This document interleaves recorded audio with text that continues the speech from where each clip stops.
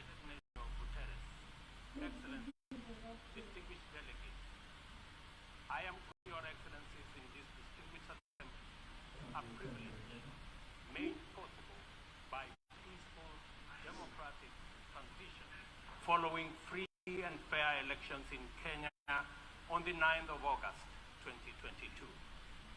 Elections that not only stand as testimony of the universal power of democracy, stability of African peoples, to invest in stronger nations and a secure future, robust institutions, effective constitutions, and the impartial administration of the rule of law guarantees the achievement of shares as multiple grave challenges that include regional conflicts, the COVID-19 pandemic, the triple planetary crisis. I take this opportunity to congratulate you, Mr. President, on your election to preside over this session and to express my confidence that your wealth of experience offers us significant assurance of your good leadership. Your motto, solutions through solidarity, sustainability, and with particular resonance, the urgent imperatives of our time, support and cooperation during your tenure. I further take this opportunity to commend your predecessor for ensuring its business continuity under the unprecedented circumstances occasioned by multiple global threats such as the COVID-19 pandemic. Excellencies, human well-being is under grave threat. The health of the planet requires urgent attention. An armed conflict has been due to COVID-19. I express my approval of the theme for this session, a watershed moment, of opportunity we now have to escalate our engagement from firm consensus to decisive action. In many respects, the COVID-19 pandemic stripped us of many illusions and exposed stark justice deficits. Nationalism, a specter that undermines prospects of collective action and significantly impairs the resolve of the international community to that many nations, especially from the matters, as we do our best to get our people, enterprises, and industries back on their feet so that the engine of development can power our societies towards prosperity that actually leaves no one behind. Building back better is the universal rallying call to incorporate lessons learned into doing more in a better way to recover from the shock. I suggest that we have a golden opportunity to faithfully adhere to this motto by augmenting it in word and in deed with an additional B, building back better from the bottom. Building back better from the bottom upwards is essentially about including the marginalized to working majority in the economic mainstream. The bottom millions relentlessly wage their daily battle for survival in a crowded arena characterized by scarcity of opportunity and generally precarious existence. The ingenuity, optimism, resilience, and energy in this ever-bustling bottom is sometimes called hustling. Invisibly to policymakers and beyond the reach of many public services, these hustlers take nothing for granted, surviving overwhelming odds and frequently succeeding greatly. In the words of Abraham Lincoln, things may come to those who wait, but only things left behind by those who hustle. It is time to bolster the resilience of our nations, to mainstream these millions through deliberate strategies and efforts for economic inclusion by building back better from the bottom up. The interlocking challenges of conflicts, triple planetary crisis, and the global food crisis have impeded our momentum and obstructed our focus on achieving fundamental transformations towards sustainable development. In the Horn of Africa region, severe drought and disruption of supply chains due to the COVID-19 pandemic, as well as the Russia-Ukraine conflict, have left us food insecure, and consequently, we have been constrained to repurpose our strategies to prioritize drought and famine relief, insulating education and from disruption, and improving social protection and healthcare systems to secure the well-being of our people. Many countries now bear witness to the unsettling phenomena of rivers, canals, and water reservoirs that are drying up on account of drought and heat waves occasioned by climate change. Kenya is no exception. The northern arid and semi-arid rangelands of our country have been gravely impacted by drought, whose severity has not been seen or experienced in 40 years. 3.1 million residents of these atolls are now severely food insecure on account of scarce rainfall over 3 consecutive seasons, leading to poor crop and pasture. This unprecedented confluence of intensely adverse events has exacerbated water scarcity and starvation, worsened by rising food prices, thus complicating Kenya's roadmap towards delivering good quality of life to our citizens and hindering the progress to achieving SDG number 6 and SDG number 2. Severe drought has affected not only the Horn of Africa and the Sahel regions, but continues to devastate many others, including Asia, Europe, and the Americas. If for no other reason, the fact that we all are in this together must strengthen the case for concerted efforts across continents. With this in mind, I call on member states and all relevant stakeholders to demonstrate strong political will and showcase effective cooperation by supporting the most affected countries financially, as well as through sharing land restoration and climate change adaptation technologies. It is through collaboration to expand inclusion that we can attain a new paradigm in multilateralism. The latest report of the Intergovernmental Panel on Climate Change reminds us that we cannot afford to waste another moment debating the merits of doing something vis-a-vis doing nothing. It will soon be too late to reverse the course of events, and then even the best possible interventions will not suffice. As leaders, every day is an opportunity to expedite our efforts to confront the triple planetary crisis. It will be recalled that during the Stockholm Plus 50 meeting, which Kenya had the honor of co-hosting with Sweden, there was consensus from states on the need to act urgently in addressing environmental impacts. Given this agreement, it is deeply concerning that little progress has been made in respect of the needful actions. It is time to collectively contemplate urgent measures needed to implement high-priority actions required to contain ongoing disruptions as we deliberate on long-term implementation approaches to be undertaken. I fully agree with the Secretary General's memorable statement that, and I quote, "We have a rendezvous with a climate disaster," end of quote. I add that we must not be taken by surprise. If indeed forewarned is forearmed, this is our opportunity to mobilize with tremendous urgency and take action at once. Excellencies, the agricultural sector has an important part to play in reducing the severity of climate change.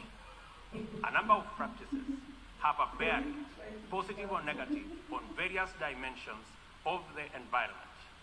Investing in modern agricultural technology is therefore one important avenue towards tackling prevailing environmental changes. Kenya is responding through substantial investment in climate-resilient agriculture. At the core of our 10-year strategy for agricultural sector growth and transformation are 9 flagships. They include the registration of farmers to direct incentives, improving farmer practice through customized extension services, monitoring of emergency food reserve stocks using digital food balance sheet, and the use of early warning systems to monitor food supplies and market prices. Agriculture remains the bedrock of the development of many nations and will thus, and I quote, "Without action now, the global fertilizer shortage will quickly move into a global food shortage," end of quote. We are encouraged to note that education, health, agriculture, and numerous other public services have become increasingly reliant on digital access. The world needs greater investment in the development of ICT infrastructure, accompanied with policies that support innovation and increased acquisition and deployment of technology. In so doing, we should be driven by the conviction that these measures offer a viable shortcut to poverty reduction and the promotion of inclusive development. I call for stronger global partnerships to enhance ICT infrastructure in developing countries and bridge the yawning digital divide between the global south and the rest of the world. Excellencies, this 77th session of the Assembly follows the commemoration of the 50th anniversary of the United Nations Environmental Programme, UNEP, at 50, as well as Stockholm plus 50, and the 4th United Nations Ocean Conference in Lisbon. Outcomes of these conferences demanded real commitment to address global environmental concerns as a matter of urgency and for a just transition to sustainable economies that work for all people. The March 2022 landmark resolution of the 5th United Nations Environmental Assembly in Nairobi to end plastic pollution is a decisive signal to the world that the world is prepared and motivated to act on this menace. Kenya is committed to work closely with other nations to pursue legally binding instruments aimed at bringing an end to plastic pollution. As the host nation to UNEP and the UN Habitat, Kenya affirms that these critical United Nations agencies have an indispensable role in the promotion of environmental sustainability globally, as well as developing socially and environmentally sound and sustainable cities. In keeping with its strong commitment to multilateral institutions, Kenya has made available more land for the United Nations office in Nairobi to facilitate the upgrading of its complex. I take this opportunity to call on member states to complement this contribution through enhanced financing to adequately modernize the UN facilities in Nairobi. Kenya remains a strong advocate for making the sustainable use of oceans and blue economy resources a development priority, holding the firm belief that significantly increased investment in this essential sector can end hunger, can also reduce poverty, create jobs, and spur economic growth. I urge the Secretary General to continue calling attention to the urgent need to develop this vital sector. In particular, I call on developed countries to invest in sustainable fishing, protect marine ecosystems, and share ocean-based climate solutions with developing countries. For our part, I am pleased to report that building on the historic 2018 Sustainable Blue Economy Conference in Nairobi, Kenya is reviewing its national blue economy strategy to strengthen community structures in participatory management of fresh water, coastal and marine resources, and ecosystems. The strategy is expected to contribute to our economic development through food and nutrition security, coastal and rural development, and income increases along the aquaculture value chain. It also enhances maritime transport and tourism. We invite development partnerships to invest in Africa towards building capacity to sustainably utilize marine resources. We must rally together to make the best use of Africa's vast blue resources in developing our economies while meeting our climate targets. As we look forward to the 27th Conference of Parties to the United Nations Framework Convention on Climate Change, COP27, scheduled for Sharm el-Sheikh in Egypt, it is logical to expect that member states will shift their attention towards the development and implementation of frameworks for climate change mitigation. Accomplishment of pending actions by member states is essential for the implementation work that lie ahead. I therefore call upon all of us to urgently deliver on all commitments made towards climate change financing. On this matter, it is critical to emphasize that we are running out of time. Over the past decade, Kenya has sustained its aggressive pursuit for rapid socio-economic transformation through three principal roadmaps. First is the Kenya National Vision 2030. Second, the formal long-term blueprint aimed at transforming Kenya into a newly industrialized, upper middle-income country, providing high quality of life to its citizens in a clean and secure environment by 2030.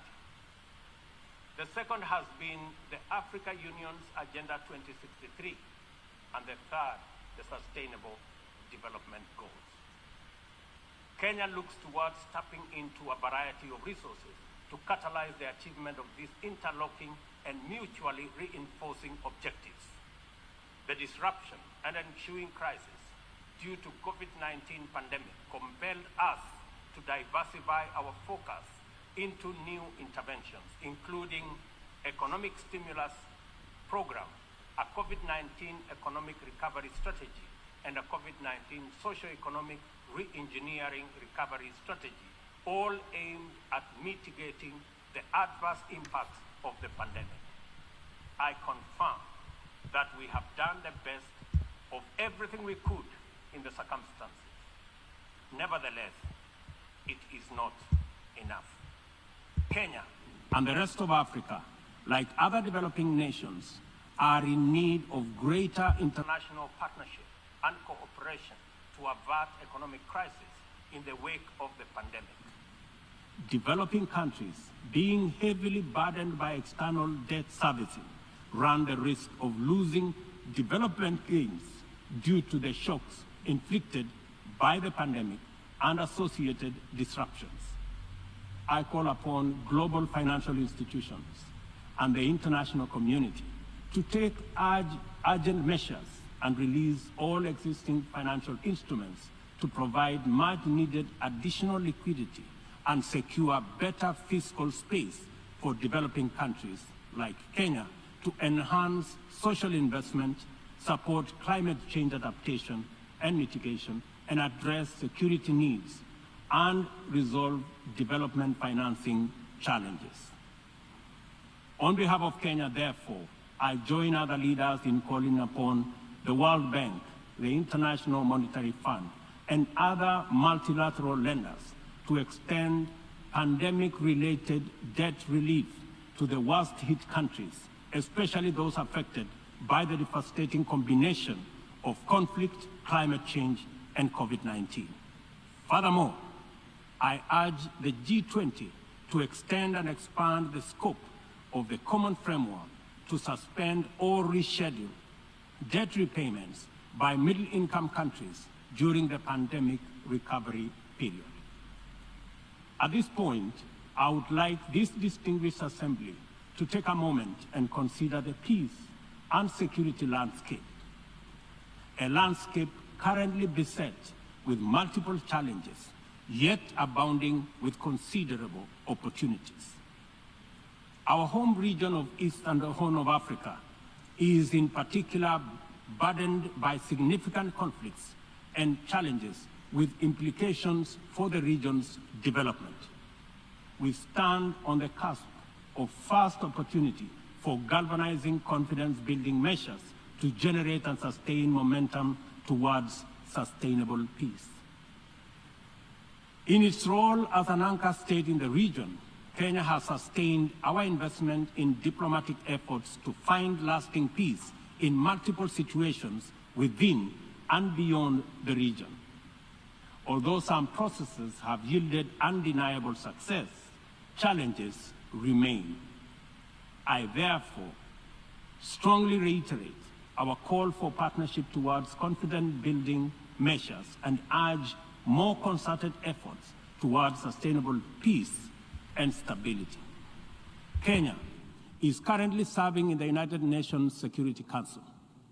I am proud to confirm that our engagement over the last 2 years has prioritized regional peace and security, countering terrorism and violent extremism, peace support operations, climate and security as critical contributions to the collective efforts to build a safer, more prosperous and peaceful world.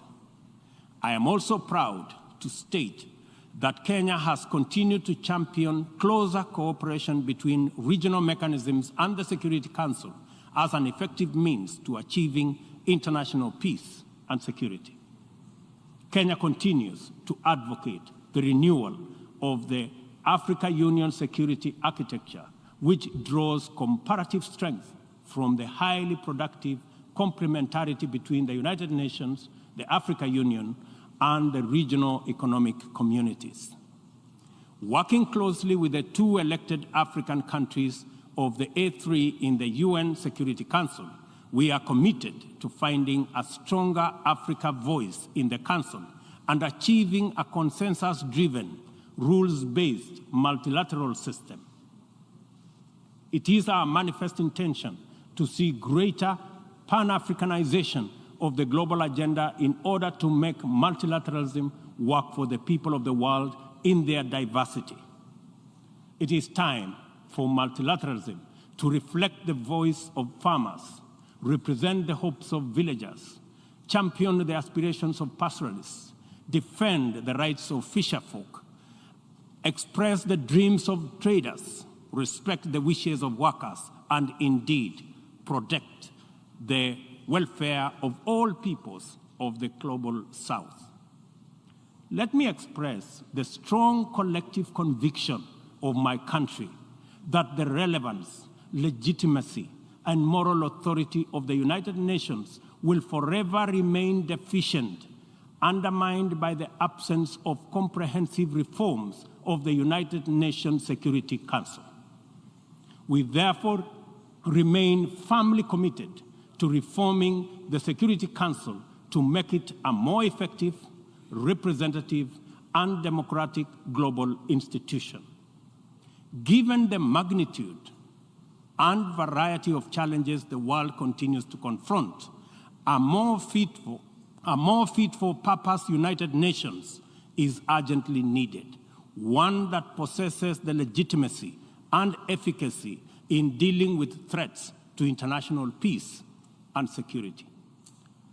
A just and inclusive world order cannot be spearheaded by a United Nations Security Council that persistently and unjustly fails the inclusivity criterion. Similarly, threats to democracy will not be credibly resolved by an undemocratic and representative Security Council. It is vitally important for this critical institution to reflect the values it is entrusted to protect, to defend, to uphold on behalf of humankind. We welcome the call by President Biden this morning for the expansion of the membership of the Security Council as a significant step in the right direction, and we look forward to building consensus for the actualization of the same. The COVID-19 pandemic severely disrupted health systems, seriously challenging the implementation of programs that are vital for the realization of health-related sustainable development goals. To place us firmly back on track and accelerate our progress towards these SDGs targets, it is imperative for us to foster sustainable partnerships between governments, other state actors, the civil society, and the private sector. This modality of collective action is particularly vital for building resilient health systems whose importance in enabling us withstand future pandemics and other health crises can no longer be disputed. For this reason, Kenya will continue to strongly support the development of legally binding World Health Organization international instrument to anchor global solidarity and promote equity.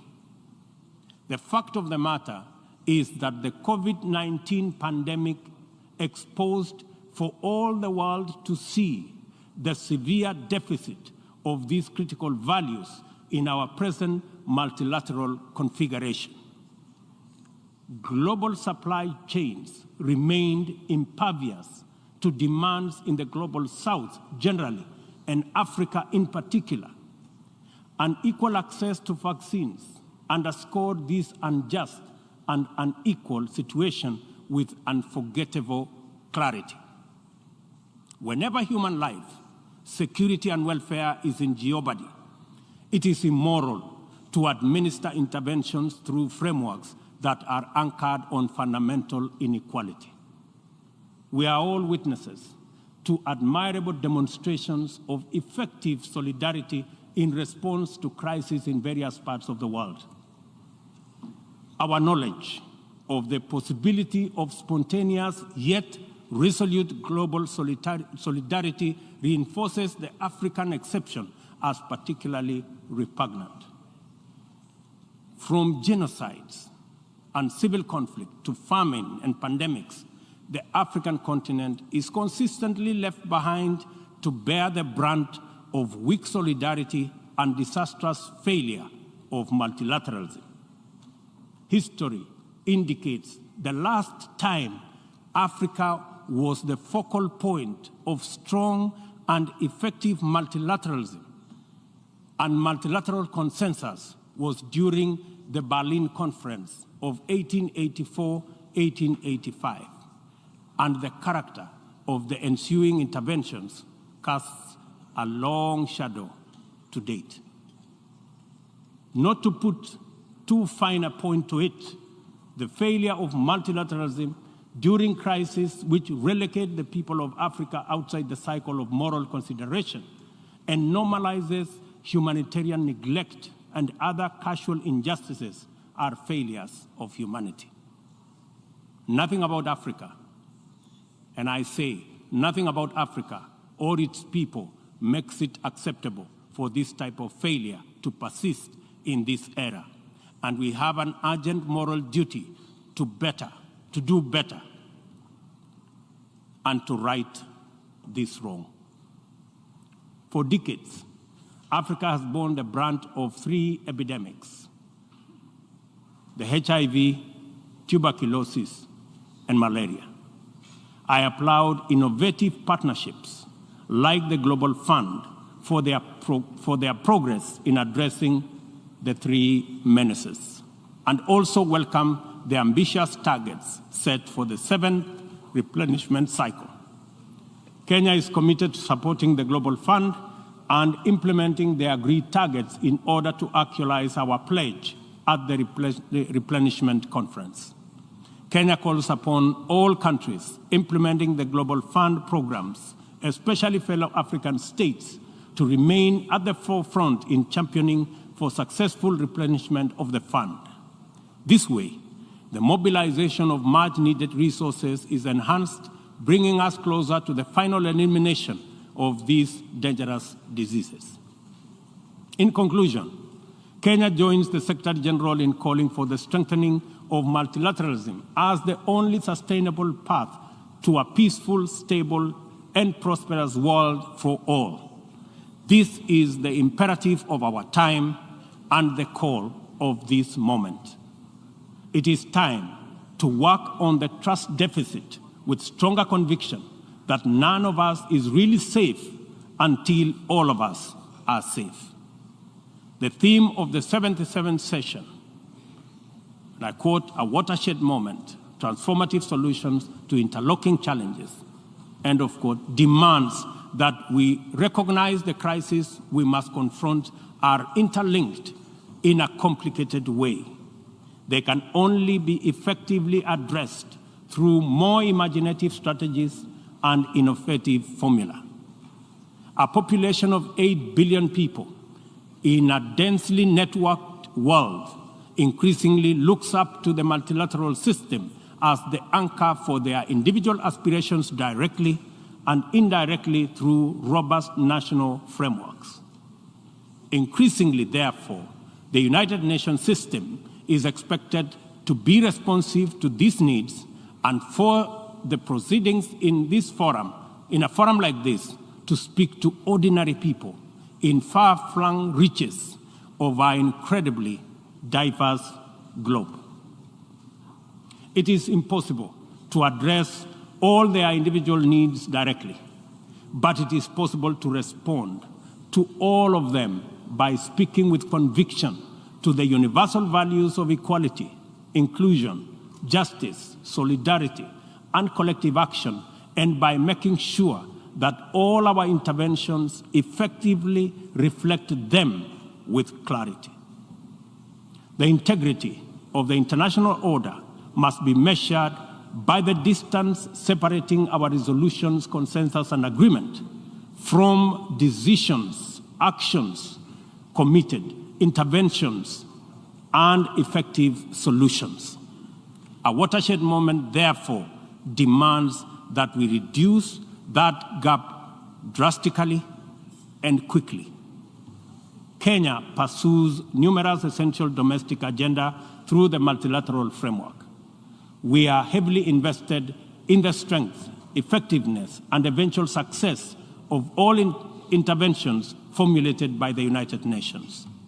It is important that the output of this and other similar fora achieve immediate resonance in the minds and lives of our youth still seeking opportunity to express and actualize themselves, our farmers working to feed nations, our Juakali entrepreneurs striving in pursuit of success in the informal economy, and our professionals who formulate policy, implement strategy, and monitor service delivery in public and private sectors.